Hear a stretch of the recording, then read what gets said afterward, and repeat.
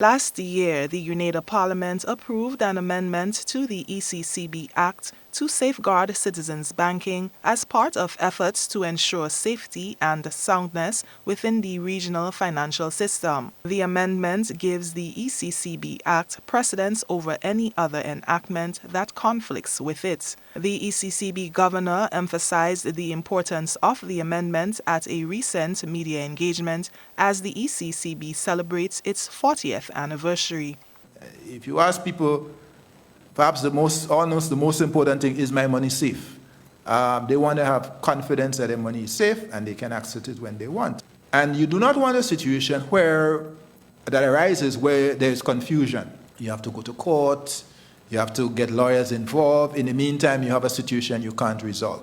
Sometimes you have to provide for what you cannot see. Governor Antoine explains that the amendment makes provisions for unforeseen financial crimes. We've seen in recent times all sorts of development in the financial sector. And some countries, and by the way, Grenada has it, if you look at the Garfin Act, if there is an activity that you can't recognize or you have no specific legislation to cover, that promoter must be able to go to a regulator, some public entity, to seek permission to register to license. That's not what this amendment is about, but I'm giving the example to say sometimes in legislation you have to think beyond what you can see and be prepared for something that you may not have foreseen, but when it arises you have to respond. He says the amendment gives the bank the ability to act promptly and decisively if and when a situation arises. What we found out from around the world, that is best practice in banking.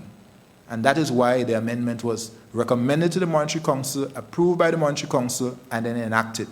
As we speak, I think that amendment has been passed in 6 of our 8-member countries. Last December, both houses of Parliament approved the amendment to the Eastern Caribbean Central Bank Act. Attorney General and Minister for Legal Affairs Claudette Joseph referenced the financial debacle of Capital Bank International to support the amendment bill in the upper house. This amendment will protect all of the citizens of this country, giving the central bank some more leverage. I would also add, Madam President, that it is an amendment to all of the relevant acts in all of the member states of the Eastern Caribbean Currency Union. For GBN News, I'm Nisha Paul.